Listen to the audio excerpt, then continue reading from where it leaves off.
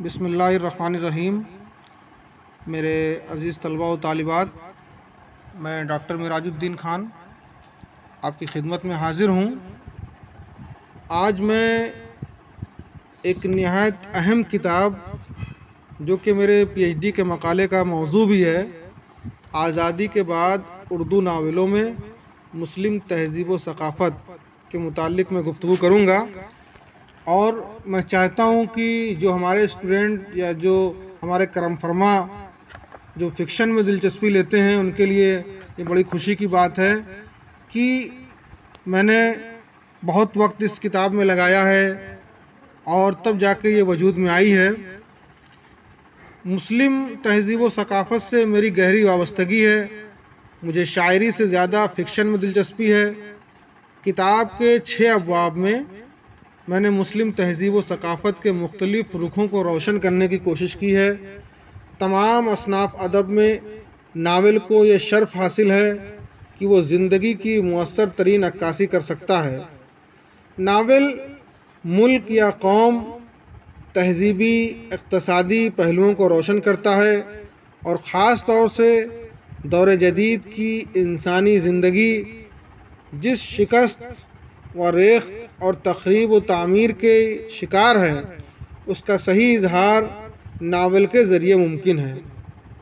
تقسیم ہند کے بعد ہندوستان اور پاکستان میں سیاسی، سماجی، معاشی سطح پر کچھ ایسی تبدیلیاں ہوئیں جن سے ادب بھی الگ نہیں رہا۔ خاص کر اسلامی تہذیب پر ان تبدیلیوں کا گہرا اثر پڑا۔ مقالے کا پہلا باب اردو کے ابتدائی ناولوں میں مسلم تہذیب و ثقافت ہے۔ اردو کے ابتدائی ناولوں پر تبصرہ کرنے سے قبل تہذیب کی معنی و مفہوم کو سمجھنا ضروری ہے، کیونکہ تہذیب ہی ایک انسان کو دوسرے انسان پر فضیلت عطا کرتی ہے۔ اسلام ایک عالمگیر مذہب ہے اور اس کا عالمی تہذیب کی تشکیل میں زبردست حصہ ہے۔ اس باب میں اردو کے پہلے ناول مرات العروض سے لے کر بنات الناش، توبۃ النصوح، فسانہ مبتلا، ابن الوقت، ایامہ کا ذکر ہے۔ ان ناولوں میں 19ویں صدی کے اواخر کی مسلم سوسائٹی کی حقیقی زندگی کی عکاسی کی گئی ہے۔ نذیر احمد کے علاوہ ان کے ہم عصر راشد الخیری، عبدالحلیم شرر کے ناولوں پر روشنی ڈالی گئی ہے۔ اور جو اس کا دوسرا باب ہے اس میں 20ویں صدی کے ربع ثانی کے افسانوی ادب میں مسلم تہذیب و ثقافت کا جائزہ لیا گیا ہے۔ اس باب میں 20ویں صدی کے ربع اول سے لے کر ترقی پسند تحریک کے قبل کے افسانوی ادب میں مسلم تہذیب و ثقافت کے مثبت و منفی دونوں پہلوؤں پر روشنی ڈالی گئی ہے۔ افسانوی مجموعے انگارے پر بھی روشنی ڈالی گئی ہے۔ انگارے کے مصنفین نے مروجہ اخلاقی نظام کے کھوکھلے پن کو دکھانے کی کوشش کی ہے۔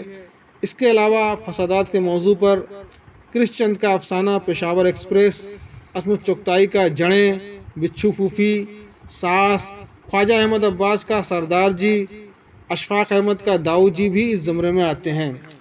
تیسرا باب ترقی پسند اردو ناول سے متعلق ہے، جس میں اس عہد کے ممتاز اور نمائندہ ناول نگاروں میں سجاد ظہیر، کرشن چند، عزیز احمد اور عصمت چغتائی وغیرہ کے ناولوں کا تجزیہ کیا گیا ہے، اور خاص کر لندن کی ایک رات میں مسلم تہذیب و ثقافت کی نشاندہی کی گئی ہے۔ چوتھا باب 50 کے بعد اردو ناولوں میں مسلم تہذیب و ثقافت سے عبارت ہے۔ اس عہد میں قرۃ العین حیدر خاص اہمیت رکھتی ہیں۔ اس باب میں ان کے ناولوں پر خصوصی توجہ دی گئی ہے، کیونکہ ان کے ناولوں میں خصوصیت سے بر صغیر میں مسلمانوں کی صورتحال کا جائزہ لیا گیا ہے۔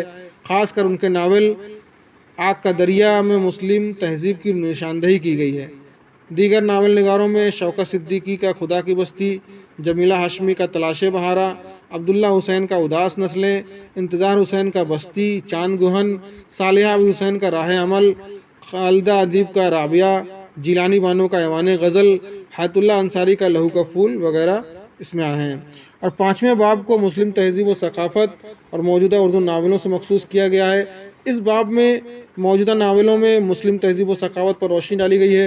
اس میں خاص طور پر انور سجاد کا خوشیوں کا باغ، بانو قدسیہ کا راجہ گدھ اور صلاح الدین پرویز کا سارے دن کا تھکا ہوا پرش، جیلانی بانو کا بارش سنگ، اسم عبدالصمد کا 2 گز زمین، صلاح الدین پرویز کا آئیڈینٹی کارڈ، غضنفر کا پانی، اظہار صاحبائی کا مٹی کا قرض، حسین الحق کا فرات، مشرف عالم ذوقی کا نیلام گھر، غضنفر کا کہانی انکل، آمنہ ابوالحسن کا یادش بخیر، اقبال مجید کا کسی دن، نمک، سجاد حیدر کا مذہب اور عشق، ایس فضیلت کا رقص جنوں، مشرف عالم ذوقی کا پوکیمان کی دنیا، مشتاق انجم کا رانگ نمبر، منظر قدوسی کا زلیخا پر روشنی ڈالی گئی ہے۔ اور چھٹے باب میں اس کا مجموعی طور پر جائزہ لیا گیا ہے۔ تو جو لوگ فکشن میں دلچسپی رکھتے ہیں اور خاص کر ناولوں میں، اور سب سے بڑی چیز یہ ہے کہ اردو ناولوں میں جو بھی چیزیں دکھائی گئی ہیں اس پہ میں نے اس میں روشنی ڈالی ہے کہ اس میں کیا چیزیں ایسی ہیں کہ جو ہم اپنی توجہ ہماری طرف مبذول کرتی ہیں جو ہے۔ تو اور اس کو لکھنے میں نے جن جو ہے کتب خانے سے استفادہ کیا ہے اس میں گنگا پرساد لائبریری امین آباد لکھنؤ کی ہے، اتر پردیش اردو اکادمی ہے، امیر الدولہ پبلک لائبریری ہے، سوچنا آیوگ کی لائبریری جو حضرت گنج میں ہے، اور اس میں ہمارے جو نگراں ہیں پروفیسر اشفاق صاحب کا بہت بڑا اس میں ان کا رول رہا ہے، اور کافی لوگوں نے اس میں میری مدد کی ہے، میں ان سبھی کا شکریہ ادا کرتا ہوں۔ اور میں اپنے اسٹوڈنٹ سے اور جو لوگ ناول میں دلچسپی رکھتے ہیں ان سے میں گزارش کرنا چاہوں گا کہ ایک بار اس ناول کو ضرور پڑھیں اور اپنی رائے کا بھی اظہار کریں۔ بہت بہت شکریہ۔